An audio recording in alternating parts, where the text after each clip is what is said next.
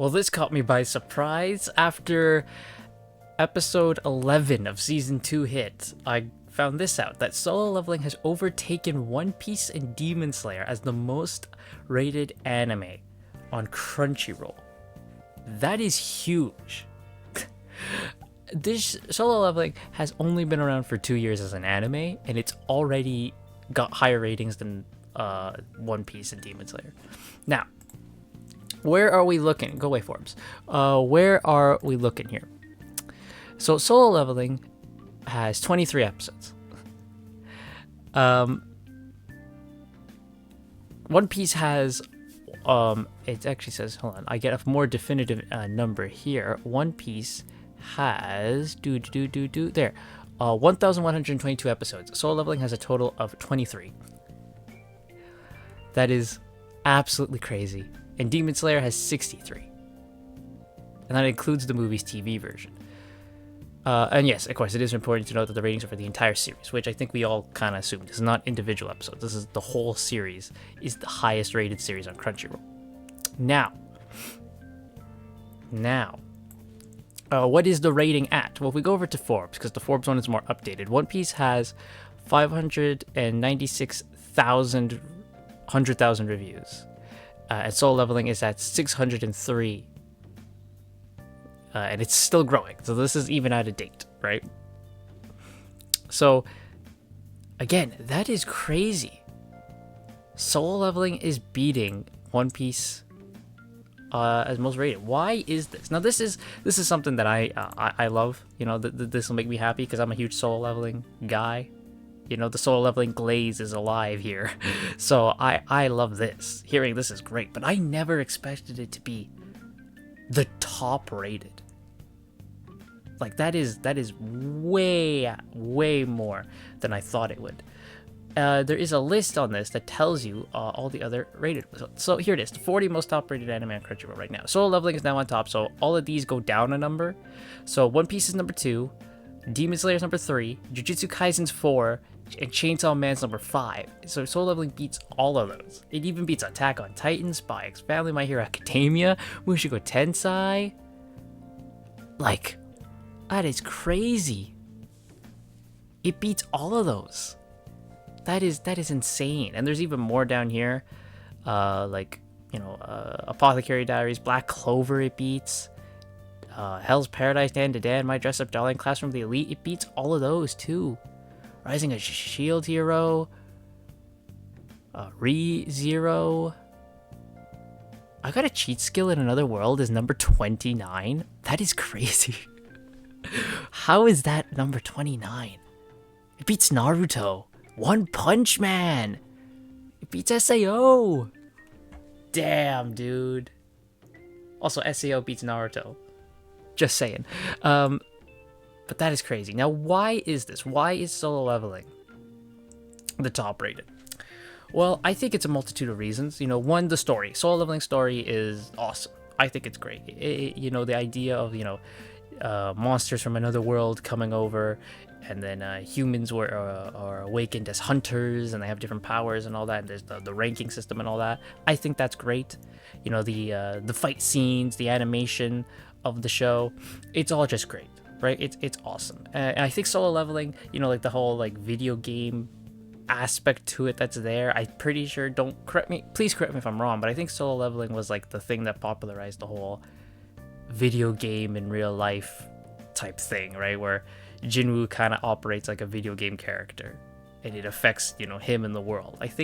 I'm pretty sure Solo Leveling is like what popularized that.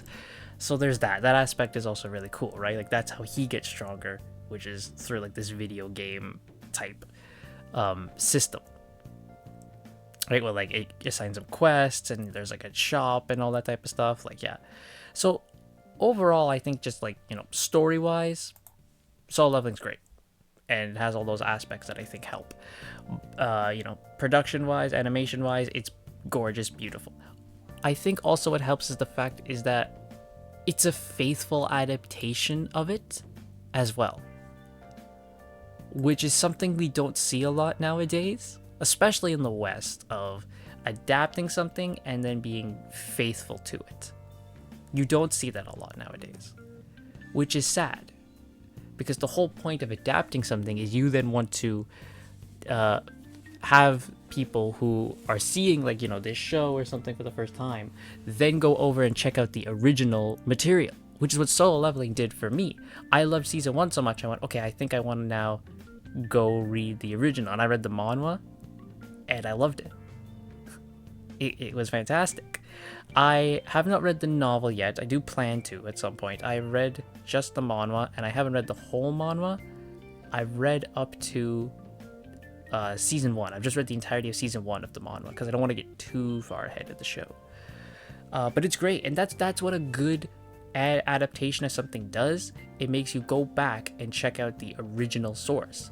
And while going back and checking the original source, I found out that, hey, they're actually sticking pretty true to what happens. Now, there's a couple changes here and there, but the changes they make don't hurt the show. They are made, if anything, to just try and enhance the story more, like how they added the scenes in season 1 with, like, Chahae in there that, introduce her before her actual introduction. So that way, when she becomes a bigger deal, you already kind of know who she is. Or they changed, Jinwoo crying in episode 10, which for some reason people didn't like. Where when his mother comes back,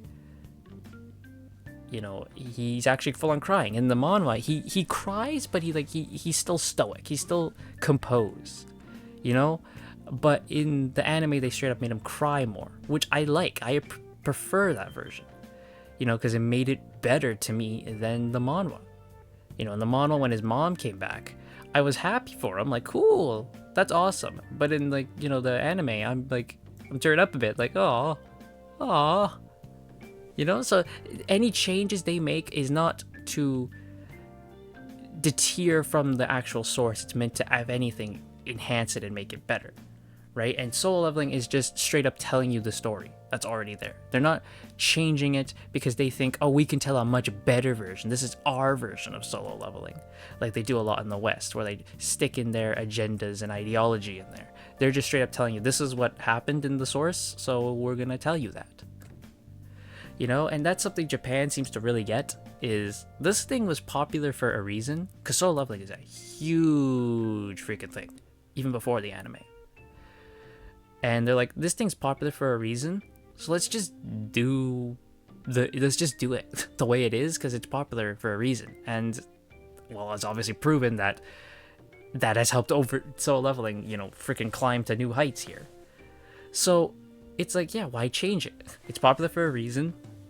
There's no need to make any alterations to it.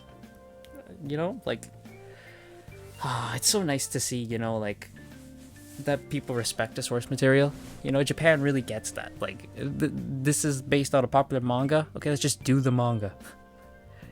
If you want even an example of respecting a source material and not talking about Japan. And by the way, not every anime of something is 100% faithful to the source, right? That's a stupid claim to make, that everything they do is faithful. It's not. But at least majority of the time, I've seen enough examples to prove that it is, right? But if you want an example for something from the West that has adapted something and, made it better, not made it better, but adapted something faithfully, look at the Sonic movies. Sonic 3 is literally just an adaptation of Sonic Adventure 2. And they just tried to incorporate it in their movie verse that they've done. And they did a very good job. They got a lot of the beats, right? Like Shadow on his quest for vengeance, Gerald Robotnik. Now, they did change stuff with Gerald. Gerald's just straight up a bad guy in it. But Maria is, like, way better in the movie than I think she is in the actual video games. I like the movie Maria more. Like, they made, to me, the best version of Maria in the movie. So it's like they did that, and they just respected the original source, and people loved it. That's why the Sonic movies make bank, because they take the actual source of Sonic the Hedgehog from the video games, and they just faithfully bring it in. Or even if not faithfully, they do it with love and reverence to it, right? Like, even to something as simple as Sonic falling down in front of Shadow being an exact homage to the opening of the Shadow the Hedgehog cutscene. Like that's how you can tell there's love for this, right? And when people see that like, oh, you love the original thing this is based on, that helps. And it comes through on screen. And Solo Leveling definitely comes through on screen. That they took their time to make sure that this was done right. And that's probably why people have rated it, this high. Now again, I did not expect this at all. I love Solo Leveling, and I had no way in a million years that I think, oh yeah, it's gonna be One Piece. It's gonna be Naruto. Again, this is on Crunchyroll, so this is not a definitive this is better than them thing. Crunchyroll is very much a lot of normies go on Crunchyroll. Okay, because Crunchyroll is like the most easily accessible source for anime, legally anyway. But like it's like the normie thing. Everyone's like, oh, normies are like, oh, I gotta go watch anime. I gotta use Crunchyroll, right? Like that's because Crunchyroll is the big monopoly. It's the big one, right? Like even I, when I started getting into anime, was like, oh yeah, I gotta get Crunchyroll. So there is that. Take that into account as well. But it's still shocking it's overtaken like all these other series that are like have been around for longer. All right, like One Piece, Demon Slayer, Attack on Titan. Like the fact it's like beaten those is crazy. It's not even finished season 2 yet. And again, this show started last year. It's crazy, man. That is absolutely crazy. But let me know what you think about all this in the comments down below. Are you happy that Solo Leveling's number 1? Are you mad that Solo Leveling's number 1? Let me know in the comments down below, and I will see you all next time.